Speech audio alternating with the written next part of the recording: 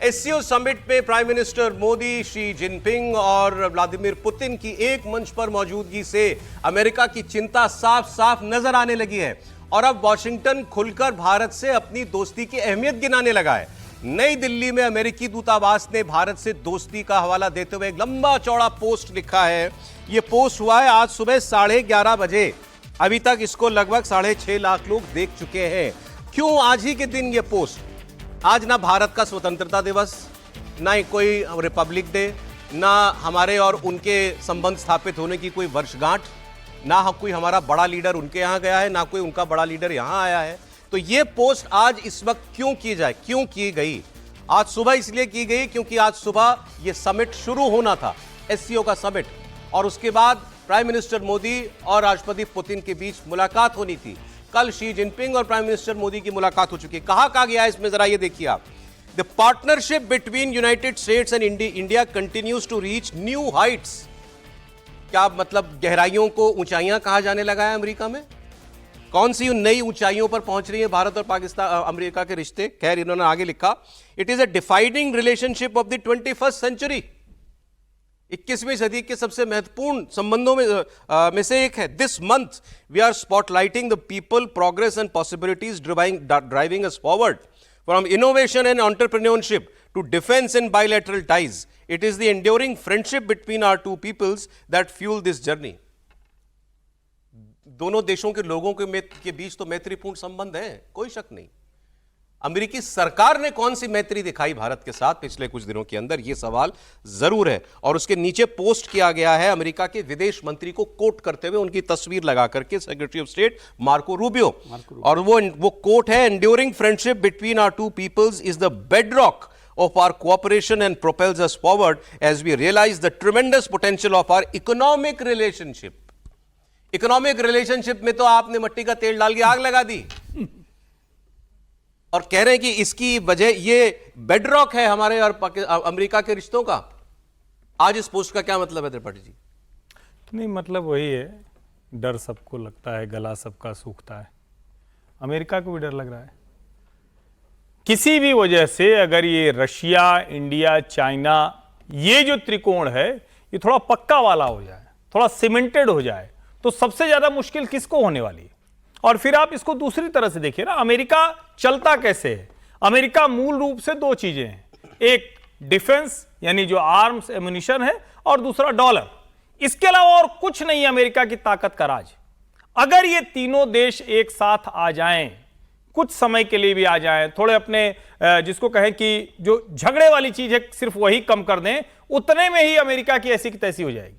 दूसरा, फिर वो कहीं जाकर मीडिएटर नहीं बन पाएगा, मध्यस्थता नहीं कर पाएगा। अमेरिका इन दोनों ताकत की वजह से हर जगह दादा बन के बैठता है, चौधरी बन के बैठता है, वो खत्म हो जाएगी। तो मुझे लगता है कि अमेरिका को ये बहुत अच्छे से पता है, लेकिन फिर सवाल वही है, रिश्ते बिगाड़े किसने हैं? रिश्ते बिगाड़ कौन रहा है? और बिगाड़ नहीं रहा है, बिगाड़ शब्द तो बड़ा छोटा सा है, बर्बाद कौन कर रहा है भारत और अमेरिका के रिश्ते, ये बताने की जरूरत है जी। As we realise the tremendous potential of our economic relationship. Sir, वो नवारो साहब को याद कर रहा था, अभी नवारो साहब का भी आप जिक्र करेंगे और उसके बाद ये आ गया। तो अभी हम लोग पहले भी चर्चा की थी कि आज सारी चर्चा एससीओ को लेकर अमेरिका में हो रही है, वेस्टर्न कंट्रीज में हो रही है, कि वो देख रहे हैं।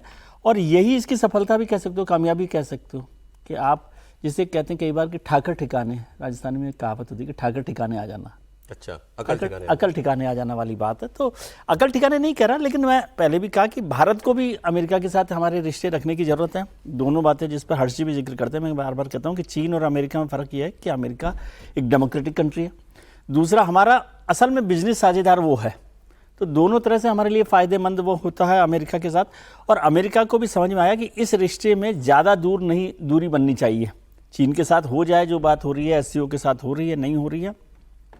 और हम भी एक बड़े मुल्क के तौर पर ये नहीं कर सकते कि जिस दिन ट्रंप साहब नाराज हों उस दिन जिनपिंग साहब के पास चले जाएं गले मिलने, और जिस दिन जिनपिंग साहब नाराज हों फिर वापस ट्रंप के पास चले जाएं। सब सहमत हैं, लेकिन इनको ये दोस्ती आज याद आ रही है, तो ये जो तियानजिन में हो रहा है उसी की वजह से उसकी कामयाबी है। अब देखिए जरा आप, वेस्टर्न मीडिया क्या लिख रहा है इन समिट्स के ऊपर और एससीओ समिट के ऊपर। मैंने आपको पहले ही बताया कि जब से ये संगठन बना है, तब से आज तक इतने लीडर किसी समिट के अंदर नहीं गए, ये पहली बार हुआ है।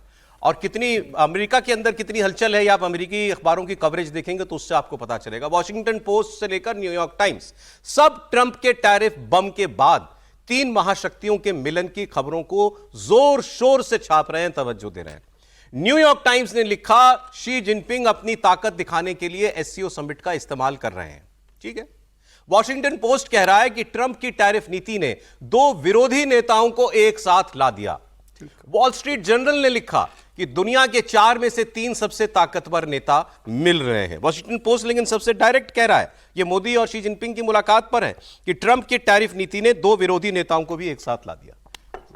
खबरें वहां भी यही छप रही हैं। सर बोले उसके पहले सिर्फ एक चीज, ये जो अमेरिका ने डाला है ना, उसके ऊपर स्पुतनिक इंडिया ने ये फोटो डाली है जिसमें तीनों नेता दिखाई तीनों दे नेता एक दिखाई साथ जा रहे हैं, और जो तो इसी से समझिए कि वो कह रहे हैं मीनवाइल इन चाइना। अमेरिकी विदेश मंत्री को दोस्ती याद दिलाना और ये अखबारों का ये बताना कि देखो तुम राष्ट्रपति ने क्या कर दिया। अमेरिका की चिंता ये है कि जो वो चाहता है कि यूनिपोलर वर्ल्ड का ऑर्डर बना रहे कोल्ड वॉर के खत्म होने के बाद, लेकिन अब उसको लग रहा है कि यूनिपोलर वर्ल्ड जो है वो मल्टीपोलर वर्ल्ड में, और कहीं ऐसा ना हो कि ये एससीओ के जरिए एक नया वर्ल्ड ऑर्डर क्रिएट हो जाए और उसमें जो अमेरिकी वर्चस्व को चुनौती मिले, क्योंकि इसलिए उसको लग रहा है कि ये तो बड़ा गड़बड़ हो गया है। और सबसे बड़ी बात है अभी 3 तारीख को चीन में क्या होने जा रहा है मालूम है आपको? 3 तारीख को सबसे बड़ी मिलिट्री परेड चाइना जो है कर रहा है, जिसमें 26 देशों के राष्ट्राध्यक्ष शामिल हो रहे हैं। वो भी अमेरिका के लिए एक बड़ी चुनौती वाली बात है। उस दिन वो चीन एक तरह से अपनी सैनिक ताकत, अपनी वैश्विक ताकत, कूटनीतिक ताकत तीनों का प्रदर्शन करेगा। आर्थिक ताकत का तो है ही, तो वो भी अमेरिका के लिए चिंता की बात है। ऐसे में उसका भारत के प्रति नरम होना स्वाभाविक है कि भाई भारत ही एक ऐसा देश है जो कंटेन कर सकता है चीन के इस विस्तारवाद को। इसलिए जो ये अचानक इल्हाम हुआ है अमेरिका को, तो ये उसके पीछे एससीओ की सफलता तो वही, और बड़ी मतलब कूटनीतिक चतुराई के साथ शी जिनपिंग ने पूरे एससीओ समिट को इतना बड़ा वैश्विक आयोजन बना दिया, और उसमें नरेंद्र मोदी जी के जाने से, और पुतिन तो आते ही वहाँ पर, उसमें और 4 चांद लग गए कि भाई 3 बड़े नेता जो है, जैसा कि वो अमेरिकी अखबार लिख रहे हैं 3 ताकतवर नेता 4 में से 3 मिल रहे हैं, तो 4 में से 3 पहले 2 और 2 हो सकते थे। 50-50 का मामला था कि भाई ट्रंप और मोदी एक तरफ हो जाएं और पुतिन और शी जिनपिंग। अब 3 हो गए तो 3:1 हो गया। तो 3:1 जब हो गया तो अमेरिका की चिंता तो स्वाभाविक है ना। अच्छा, अभी आप लोगों ने, जब मैंने कहा कि एक चीन के प्रोफेसर ने कहा चीन बड़ा डिपेंडेबल देश है, तो आप सबने कहा ये झूठ है। अब सच क्या है भारत अमेरिका के रिश्तों में, ये भी बताइए समीर जी। ये चीन के विदेश मंत्रालय, चीन की अमेरिका की एम्बेसी भारत में लिख रही है कि हमारे रिश्ते बहुत प्रगाढ़ हैं, 21वीं सदी की डिफाइनिंग रिलेशनशिप है। एक लाइन में जोड़ दूं उसके बाद, किसिंजर ने भी कहा था कि अमेरिका की दुश्मनी तो बहुत खराब है लेकिन दोस्ती और ज्यादा खराब है। और हमारी किसिंजर की लाइन है ये। हमारी इकोनॉमिक कोऑपरेशन जो है वो दरअसल चट्टान की तरह मजबूत है, ये बता रहे हैं अमेरिका के विदेश मंत्री। अमेरिका के राष्ट्रपति के ट्रेड सलाहकार, व्यापार नीति के सलाहकार पीटर नवारो, इनके लिए मैं कई दिनों से एक शब्द इस्तेमाल करना चाह रहा हूं, नहीं कर रहा था, आज कह देता हूं, अटैक डॉग। इसको लिटरली मत लीजिएगा। अटैक डॉग एक कहा जाता है कि जब किसी आदमी को जिम्मा दे दिया जाए कि तुम इस विषय पर तुम ही बोलो, तुम ही जहर उगलो, अगर देश की मामले तो इस देश के खिलाफ तुम ही बोलो। बुलवा ट्रंप रहे हैं, ये जो बोल रहे हैं ये नीति अमेरिकी सरकार की है, लेकिन हर कोई हाथ गंदे नहीं करना चाहता। ट्रंप के गिरिराज सिंह है क्या ये? ट्रंप के गिरिराज सिंह है। हर आदमी जो है वो बात नहीं कह सकता, क्योंकि वो एक पद पर होता है और उस फिर पद पर आंच आती है। ट्रंप नहीं कह सकते जो पीटर नवारो कह रहे हैं, लेकिन जो पीटर नवारो कह रहे हैं वो ट्रंप ही कहलवा रहे हैं। इसीलिए ये अटैक डॉग है उनके भारत के लिए। इस बार तो उन्होंने हद पार कर दी। पहले उन्होंने कहा था इट इज मोदीज वॉर, रूस और यूक्रेन को लेकर के। इन्होंने कहा था इंडिया इज एरोगेंट। इन्होंने कहा था कि 25% टैरिफ कल खत्म हो जाएगा, भारत तेल खरीदना बंद कर दिया। अब आगे ये कह रहे हैं, और आम भारतीयों से कहा इस बार तो इन्होंने, ये बहुत गंभीर बात है, ये कह रहे हैं मैं भारत के लोगों से कहता हूं, आम भारतीयों के पैसों से ब्राह्मण मुनाफा कमा रहे हैं। अमेरिका का ट्रेड एडवाइजर को ब्राह्मण क्या है ये मालूम है, और ब्राह्मण तेल खरीद करके मुनाफा कमा रहे हैं। निश्चित रूप देखिए, एक समय और दबाव बनाएगा अपनी सरकार पर कि तुम तेल खरीदना बंद करो। एक समय होता था कि जब अमेरिका का राष्ट्रपति कुछ कहता था तो वही से दुनिया गंभीरता से सुनती थी उस बात को। अब ट्रम्प ने अमेरिका के राष्ट्रपति के पद को और पीटर नवारो जैसों को अपना सलाहकार बनाकर बयान दिलवाकर पूरी दुनिया में अपनी जगहसाई कर रहे हैं। और पीटर नवारो का जो बयान आया है कि ब्राह्मण प्रॉफिट कमा रहे हैं, इस पे तो रिपब्लिक पार्टी के दो मेंबर्स ने कहा है कि भाई पीटर नवारो तो मस्खरा है। मतलब अगर आज ऐसी स्थिति कर दी है ट्रम्प ने कि उन्हीं की पार्टी के जो नेता है वो उसका विरोध कर रहे हैं इस तरह के बयान का, और उन्होंने कहा है कि नवारो को गंभीरता से लेने की जरूरत नहीं है, मस्खरा आदमी है। तो अब ट्रम्प की क्या स्थिति है कि उनकी पार्टी, अब डेमोक्रेट का तो बयान आएगा ही आएगा, अगर ट्रम्प की पार्टी ट्रम्प को गंभीरता से नहीं ले रही है, और अभी तो उनके उपराष्ट्रपति का भी बयान आ गया था कि मैं तैयार हूं राष्ट्रपति बनने के लिए, तो इस तरीके अगर स्थिति अमेरिका के अंदर बन रही है जो पहले कभी नहीं हुआ कि उपराष्ट्रपति राष्ट्रपति बनने के लिए तैयार है, पीटर नवारो स्पोक पर्सन बन रहे हैं राष्ट्रपति के, और इस तरीके से उलझुल बयान दे रहे हैं कि भाई भारत के अंदर ब्राह्मण, अब उन्हें तो पता भी नहीं होगा कि ब्राह्मण क्या है, ठाकुर क्या होते हैं, दूसरी कम्युनिटी क्या होती है, इस तरीके से बयान देना देश के बारे में। मस्खरा है, इसका एक उदाहरण आपको और दे दूं, ये भी अमेरिकी अखबारों ने छापा इस बात को। एक बार अपने आप को इकोनॉमिस्ट कहते हैं ये, और अमेरिकी इनको इकोनॉमिस्ट नहीं मानते, लेकिन इन्होंने एक बार एक अखबार में एक लेख लिखवाया क्या, मतलब एक लेख छपा, उसके नीचे एक नाम था, वो लेख इन्होंने लिखा था ट्रंप की नीतियों को पुश करने के लिए, और नाम दे दिया उसमें नीचे कोई और, कि कोई ये फलाने इकोनॉमिस्ट कह रहे हैं ऐसा। वो व्यक्ति एग्जिस्ट ही नहीं करता था, इन्होंने ही लिखा था लेख, और घोस्ट, और नीचे अपने ही नाम की स्पेलिंग आगे पीछे करके वो नाम चिपका दिया। तो इस टाइप के तो ये व्यक्ति हैं, लेकिन आज अमेरिकी एडमिनिस्ट्रेशन में एडवाइजर की भूमिका रखते हैं, तो ये आदमी जो कहेगा हम तो उसको सीरियसली लेंगे। त्रिपाठी जी, नहीं, बिल्कुल सीरियसली लेना चाहिए। और ठीक ऐसे ही बांग्लादेश में मोहम्मद यूनुस को, इसको कहते हैं ना, कि पहुंचा दिया गया था धीरे से, ऐसे ही कुछ बातें की जाती थी, ऐसे ही वहाँ के अलग अलग लोगों को एक दूसरे से लड़ाया जाता था, और शेख हसीना को देश छोड़कर भागना पड़ा। कितना रक्तपात हुआ, क्या कुछ हुआ, वो हर कोई जानता है। उस वक्त ट्रंप ने कहा था, चूंकि बाइडेन की सरकार थी, तो ट्रंप ने कहा था कि मैं अपने दोस्त मोदी के हवाले बांग्लादेश करता हूं। आज दोस्त मोदी ने उनको नोबेल नहीं दिलाया, ईगो उनका हर्ट हो गया, तो अब वो ब्राह्मण की बात कर रहे हैं। हालांकि ये कोई नया नहीं है।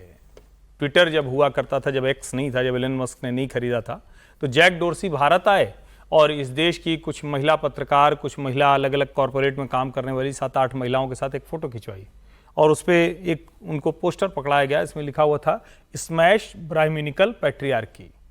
अब ब्राह्मणवादी पितृसत्तात्मक व्यवस्था को ध्वस्त करने आए थे, हालांकि पता नहीं कहाँ गायब हैं दुनिया में। अच्छा, ये भी बड़ा गजब है, ब्राह्मणों पर ऐसी टिप्पणी की गायब हो गया।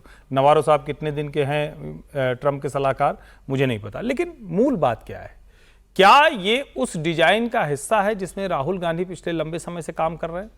जात बताओ, तुम्हारी जात क्या है, सबका हिस्सा कौन खा रहा है, कहाँ खा रहा है। अच्छा, रशिया वाले कमीशन दे रहे हैं, तो ब्राह्मणों को पता तो होना चाहिए, वो बेवजह ईडब्ल्यूएस की लाइन में लगे हुए हैं, कुछ कमीशन मिल जाए तो कुछ भला हो जाएगा। लेकिन मूल रूप से देश के अंदर जो फॉल्ट लाइन जिसको हम कहते हैं, जहां आप विभाजन करा सकते हैं, उसको और चौड़ा करने की कोशिश है। ये किसी ने मजाक में लिखा, लेकिन अब तो खत्म हो गई आज, वरना राहुल गांधी की ये वोट अधिकार यात्रा में शामिल होने के लिए हकदार हो गए। इस पर भारत को औपचारिक तौर पर आपत्ति बिल्कुल करना चाहिए, बहुत गंभीरता से करना चाहिए। विदेश मंत्रालय को इस पर कड़ी टिप्पणी करनी चाहिए कि ये जो आपने बयान दिया है, क्योंकि हमारे देश में तो सांसद ऐसे हैं, एक तृणमूल की सांसद हैं, उन्होंने लिख दिया, वो बोस्टन ब्राह्मण्स करके एक नया टर्म ले आई है कि वो एलिट के लिए कहा जाता है, वो उस पर कह रहे हैं कि बाकी सब इलिटरेट हो गए। तो बिल्कुल भारत सरकार को इस पर बहुत तीखी प्रतिक्रिया अमेरिका के साथ देनी चाहिए। सर, तो मैं आपको सलाह दे रहा हूँ कि ईडीएम्स का जमाना नहीं है, ईडीएम्स मत यूज कीजिए। आजकल बड़ा झगड़ा हो जाता है, ये गंभीर मसला है। इसको मतलब पीटर नवारो को वहाँ के लोग मस्करा कहें, वो ठीक है, भारत के हिसाब से गंभीर मसला है, और विदेश मंत्रालय को भी इस पर देखना चाहिए। और वो ब्राह्मणिकल ऑर्डर का मतलब वो एक तरह से कह रहे हैं कि जो इलीट जो है, मतलब आम हिंदुस्तानी को इसका कोई फायदा नहीं हो रहा। उसका कहने का मतलब मोटे तौर पर ये है, मैं कोई उनकी तरफ से सफाई नहीं दी, लेकिन उसका पर्पज ये है, वो कह रहा है कि आम हिंदुस्तानी को इसका कोई फायदा नहीं हो रहा। और जो इलीट है या जो अपर, और इनको किसी ने समझा दिया कि ब्राह्मण इलीट होता है, ब्राह्मण इलीट होता है, का मतलब ही ब्राह्मण है उनके लिए। हाँ, तो वो उस दृष्टि से है। लेकिन भारत सरकार को जवाब देना चाहिए, नहीं देना चाहिए, लेकिन ध्यान रखना चाहिए कि क्या क्या बातें हो रही है, क्योंकि हर चीज़ में, डिप्लोमेसी में आप हर बात का जवाब नहीं दे सकते। ट्रंप साहब अगर ये कहते तो फिर भी बात होती है, वो विदेश मंत्रालय में भी नहीं है, अब उनके एडवाइजर है, एडवाइजर तो बहुत सारे। हमारी सरकार तो खामोश है। अभी तो ये भी खबर आई थी कि प्राइम मिनिस्टर मोदी की तरफ से सख्त निर्देश है कि अमेरिका के मैटर्स में कोई आउट ऑफ टर्न नहीं बोलेगा, कोई मंत्री भी नहीं बोलेगा। मैं इसको ठीक समझता हूँ। मैंने इसलिए आपको बोला कि अभी इस पे too early to say something about, बहुत संवेदनशील मामला है और अमेरिका से आप अलग नहीं रह सकते। इसको बार बार मैं आज भी प्रोग्राम में कह रहा हूँ, बार बार इसको ध्यान रखिए। तो इसलिए आज आप कुछ भी बोलते हैं कि वो नवारो बोल रहे, नवारो कोई वो अमेरिका के विदेश मंत्रालय में होते, विदेश मंत्री होते। जैसे मार्को, आप मार्को रूबियो जो बात कर रहे हैं उससे बिल्कुल उलट बात वो कर रहे हैं, तो आप किसकी बात मानेंगे? सलाहकार है वो। नहीं, सलाहकार नहीं है। सलाहकार तो बहुत सारे लोग होते हैं, सलाहकार तो सरकारों में बहुत होते हैं, ऑफिशियल वो नहीं होता ना। रूबियो की बात मानेंगे कि नहीं मानेंगे? उसके बयान के बाद रूबियो की बात को तवज्जो नहीं देनी चाहिए। तवज्जो नहीं देनी चाहिए। वो अपनी तरीके से बात करते रहते हैं, क्या कर रहे हैं, मतलब रेस्पॉन्ड तो नहीं करना चाहिए भारत सरकार को। देखिए, भारत और अमेरिका के रिश्ते अभी ऐसे नाजुक मोड़ पर हैं इस समय कि उसमें बहुत ज़्यादा अतिवाद जो है वो दोनों के रिश्तों को नुकसान पहुंचा सकता है। और भारत भी, देखिए, हम चीन के साथ जाएं, रूस के साथ जाएं, लेकिन अमेरिका से संबंध बिगाड़ नहीं सकते और बिगाड़ना भी नहीं चाहिए। तो मुझे लगता है कि भारत सरकार अगर इस पर रिएक्ट नहीं करती वो ज़्यादा बेहतर नीति होगी, क्योंकि ये जब हमने, ट्रंप 40 बार कह चुके कि हमने वो कराया, आखिर में जाके पार्लियामेंट के अंदर प्रधानमंत्री जी ने अप्रत्यक्ष रूप से बिना नाम लिए कहा कि वो किसी देश ने दबाव नहीं डाला। बस काहे के लिए प्रोवोक होने की जरूरत है भाई? नवारो बोले, कुछ को बोले, हाँ ये ठीक है, अगर जेडी वेंस कुछ बोलते हैं, या माइकल वो जो विदेश मंत्री हैं मार्को रूबियो वो बोले, या ट्रंप सीधे बोले, और ये बयानबाजी वैसी ही है। हाँ, इसके लिए जिम्मेदारी है गिरिराज सिंह जैसे लोगों को आगे कर दीजिए, अपना बोल देंगे कुछ ना कुछ, वो यहाँ के नवारो साहब हो जाएंगे कि अमेरिका में बोल देंगे। तो ऐसे लोग हैं, लेकिन प्रधानमंत्री या विदेश मंत्रालय इस पर रिएक्ट करे। व्हाइट हाउस से जुड़े आदमी कुछ का कुछ बोले रिश्तों में दरार डालने के लिए या रिश्तों में और खटास पैदा करने के लिए, तो कुछ तो अमेरिका की सरकार भी सोचे ना। नहीं, व्हाइट हाउस से जुड़े लोग बोले, उसको आप इतना सीरियसली ले रहे हैं। व्हाइट हाउस में जो लोग बैठे हैं, विदेश मंत्री ना, विदेश मंत्री, हम भाई किसी भी बात को आप समझिए, एक सरकारी स्तर पर विदेश मंत्री को नवारो के साथ आप जोड़ सकते हैं? सर मुझे ये बताइए, मैं कोई तरफदारी नहीं कर रहा। ट्रेड एडवाइजर हैं, निश्चित तौर पर भारत सरकार को 2 लाइन का ही सही ये ऐतराज जताना चाहिए। ये हम कोई अमेरिका के ऊपर टिप्पणी नहीं कर रहे हैं, लेकिन अगर अमेरिकी सरकार में बैठा हुआ, अमेरिकी प्रशासन में बैठा हुआ कोई व्यक्ति इस तरह की बात कर रहा है तो हमको 2 लाइन का सही, लेकिन ये स्टेटमेंट बिल्कुल देना। ट्रंप को चाहिए नोबल। आप तो ये बात क्लियर है ना, अमेरिका के अखबारों ने छाप दी है ना। भारत के साथ रिश्ते क्यों खराब कर रहे हैं ट्रंप? भारत पर टैरिफ क्यों लगाया? क्योंकि भारत ने नहीं माना कि आपने हमारी जंग रुकवाई पाकिस्तान से, और उन्होंने कह दिया, पाकिस्तान ने कहा नोबेल प्राइज के लिए उनको नॉमिनेट कर दिया। ये भारत से भी चाहते थे, भारत ने नहीं किया। ट्रंप ने जो डील होने वाली थी, ये भी अमेरिका के अखबारी लिख रहे हैं, जो डील लगभग हो चुकी थी भारत और अमेरिका की ट्रेड डील, ट्रंप ने उस पर ब्रेक लगा दिया, नहीं करना, निजी स्वार्थ की वजह से। अब अगर ये रूस और यूक्रेन का जो युद्ध चल रहा है, इसमें भारत ने कोई भूमिका अदा कर दी पॉजिटिव, जो कर रहा है, तो जबरदस्त मिर्ची लगेगी ट्रंप साहब को। तो उल्टा हो जाएगा, नोबेल पुरस्कार हो सकता है मोदी जी को मिल जाए। नहीं, अच्छा, पुतिन ने तो कह दिया ना, पुतिन ने कहा कि चीन और, सुना रहा हूं आपको, तो वो आज जो है ये बायलैटरल हुआ, मीटिंग हुई राष्ट्रपति पुतिन और प्रधानमंत्री मोदी के बीच पे, तियानजिन में द्विपक्षीय बैठक हुई है, और इस बैठक में यूक्रेन का जिक्र आया। आगे दिखाइए। यूक्रेन के मामले में बातचीत करते हुए प्रधानमंत्री नरेंद्र मोदी और रूसी राष्ट्रपति ने ये भरोसा जताया कि शांति जल्द स्थापित होगी और ये संघर्ष जल्द रुकना चाहिए। बैठक के बाद प्राइम मिनिस्टर मोदी ने रूस को एक भरोसेमंद साझेदार बताया। वहीं पुतिन ने भी कहा कि भारत और रूस के रिश्ते सिद्धांतों पर आगे बढ़ रहे हैं। कठिन से कठिन परिस्थितियों में भी भारत और रूस हमेशा कंधे से कंधा मिलाकर चले हैं। हमारा करीबी सहयोग न केवल दोनों देशों के लोगों के लिए, बल्कि वैश्विक शांति, स्थिरता और समृद्धि के लिए महत्वपूर्ण है। एक्सेलेंसी, यूक्रेन में चल रहे संघर्ष के विषय में हम लगातार चर्चा करते रहे हैं। हाल में किए गए शांति के सभी प्रयासों का हम स्वागत करते हैं। हम आशा करते हैं कि सभी पक्ष कंस्ट्रक्टिवली आगे बढ़ेंगे, संघर्ष को जल्द से जल्द खत्म करने और स्थायी शांति स्थापित करने का रास्ता खोजना होगा। ये पूरी मानवता की पुकार है। अब एक बात और देखें, बाकी हम हमारे सीनियर जो हैं वो ज़्यादा जानते हैं इस बारे में, लेकिन भारत और रूस के बीच के नेताओं के बीच द्विपक्षीय बातचीत हो रही है। हमारे और उनके मसलों को लेकर डिस्कशन होगा ना। भारत वहां यूक्रेन की बात करता है, और पहली बार नहीं कर रहा। जितनी बार मोदी और पुतिन मिले या फोन पर बात हुई, यूक्रेन पर बात की गई है। तो मतलब भारत का कोई स्टेक समझते हैं। वो ये समझते हैं कि भारत इसमें कोई भूमिका अदा कर सकता है। मोदी पुतिन की मुलाकात से अमेरिका में बौखलाहट ही होनी थी। दूसरी तरफ यूक्रेन की अगर बात करें तो उसको इस मुलाकात से बहुत उम्मीदें हैं। यूक्रेन को भरोसा है कि मोदी रूस के साथ उनके चल रहे युद्ध में को रुकवाने में भूमिका अदा कर सकते हैं। तभी पुतिन से मोदी की मुलाकात से पहले यूक्रेन के राष्ट्रपति जेलेंस्की ने प्राइम मिनिस्टर मोदी को फोन किया। पुतिन के साथ शांति वार्ता की पूरी डिटेल उन्होंने शेयर की और प्रधानमंत्री मोदी को फोन पर यह भी बताया कि ट्रंप और यूरोपियन यूनियन के साथ मुलाकात के दौरान जो बात हुई थी वो बातचीत भी उन्होंने शेयर की। तब यह भी आप समझिए, आज मुलाकात होनी है मोदी और पुतिन की, कल जेलेंस्की फोन करते हैं भारत के प्रधानमंत्री को, अपना पक्ष रखते हैं कि ये मैं आपको बता रहा हूं हमारी स्थिति अभी तक कहां पहुंची है, लड़ाई की भी और डिप्लोमेसी की भी, ताकि आप जब बात करें राष्ट्रपति पुतिन से तो ये इन बातों का भी आप हवाला दें और प्रधानमंत्री फिर यूक्रेन की बात करते हैं।